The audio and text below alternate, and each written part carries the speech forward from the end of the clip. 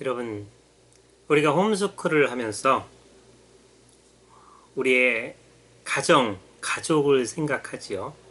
그러나 그것을 또 넘어서서 가문까지 생각할 수 있다면 좋지 않을까 생각을 합니다. 욥의 모습을 보면 그의 자녀들이 하나님 앞에서 잘 살고 있는지 제사를 드리고 또 그들의 삶을 나누면서 자녀들을 점검했던 것들을 우리는 성경에서 볼 수 있습니다. 하나님께서는 이스라엘 백성들에게 땅을 나눠주셨죠. 그리고 지파별로 그 땅을 차지하게 하셨어요. 지파라는 것 12지파죠. 우리로 보면, 지금으로 보면 그것은 하나의 가문을 묶어 놓은 것과 같은 거예요. 그 가문의 형태가 인구가 많아져서 한 지파를 형성하고 그것이 더 커지고 있는 것이죠. 여러분이 하고 있는 홈스쿨은 일대 완성될 수가 없어요. 적어도 2대, 3대를 가야 된단 말이죠.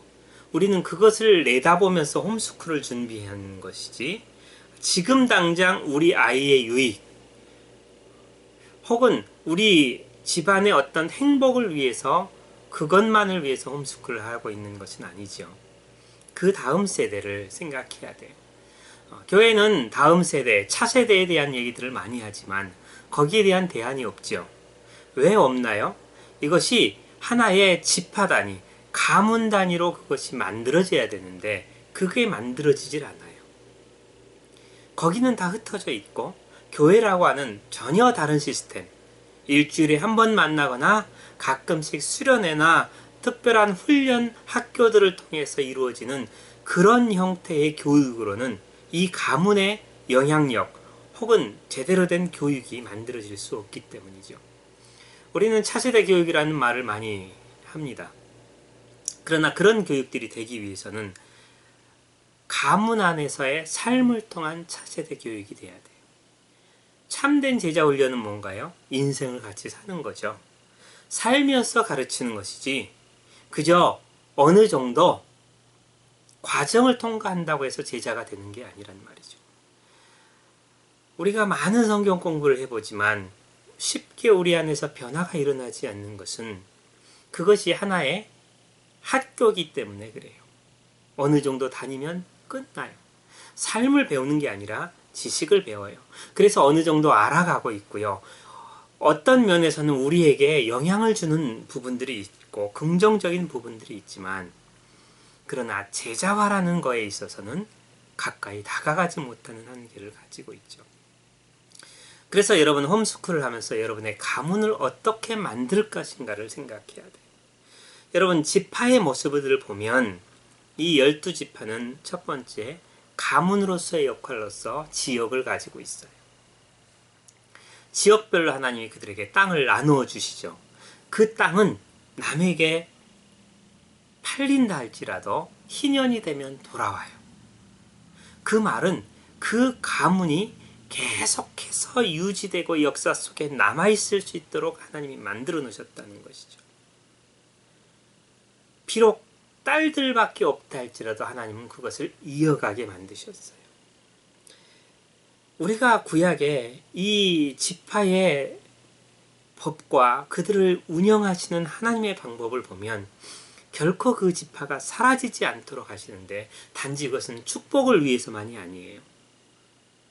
그 지파가 건강하게 살아있으므로 계속 차세대에 또 새로운 차세대에 영향을 줄 수 있기 때문에 그래요.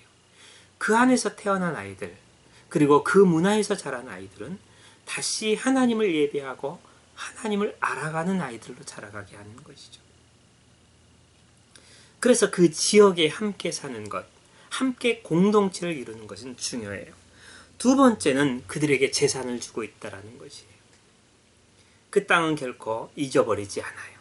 하나님은 항상 그 조상들의 땅을 유지하게 만들어주므로 그 가문이 계속해서 그 역할을 할 수 있고 이 땅에 살아남게 해주셨어요.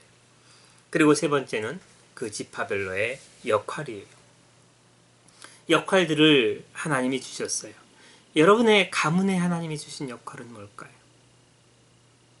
우리는 쉽게 비전 하면 무슨 생각을 하냐면 나에게 준 것이라고 생각하죠. 여러분, 나에게 준 것으로 끝날까요? 그렇게 비전이 짧은 것일까요? 우리는 자꾸만 개인화되어 있어서 그것을 나 혼자 이룬다고 생각해요. 여러분이 참으로 하나님을 위해서 그 길을 걸어가면 그 비전은 여러분의 자녀에게도 함께 가는 거예요. 허드슨 테일러나 많은 선교사들, 유명한 분들이 있었죠. 그분들이 1대에 그냥 나온 게 아니에요. 2대, 3대를 거쳐가면서 그 부모, 그 조상, 그 가문의 신앙이 그들로 하여금 하나님께 헌신할 수 있는 힘을 주었단 말이죠. 그게 믿음의 기초를 만들어줘요. 그래서 이 가문은 여러분이 홈스쿨을 한다는 것은 그 가문을 다져가는 거예요. 이제까지 여러분이 살아왔던 그 가문에서 더 나아가서 혹은 그 방향을 바꾸어서 하나님을 향한 주님을 향해서 모든 것을 드리고자 하는 새로운 가문을 시작하는 거예요. 믿음의 가문이죠. 이런 마음으로 가는 것이 홈스쿨이에요. 그래서 홈스쿨은 언제까지 하나요? 평생의 공동체죠. 그 가문은 흩어지지 않아요. 비록 집은 따로 설 수 있고 지역이 달라질 수 있고 그러나 그들의 마음과 그들의 신앙은 계속 연결돼 있어요. 자녀들이 청년이 되면 청년의 삶을, 직장에 대한 삶을, 결혼에 대한 조언을, 결혼 생활과 자녀 잉태와 혹은 자녀 양육에 대한 것들을 함께 나누고 노하우를 전달해주고 그들을 코치해줄 수 있는 것, 그것이 부모의 역할이죠. 하나님이 부르시는 그날까지 그 역할을 멈추지 않을 거예요. 지금처럼 한 집에서 부모의 관리 속에 평생을 사는 건 아니지만 그러나 한 가문 안에서 서로의 독립된 관계 속에서도 서로 끈끈한 믿음으로 신뢰로 다져져 있는 가문, 이런 것을 만들어가는 것, 저는 그것이 홈스쿨이라고 생각합니다. 여러분, 그런 홈스쿨을 만들어 보지 않으시겠습니까?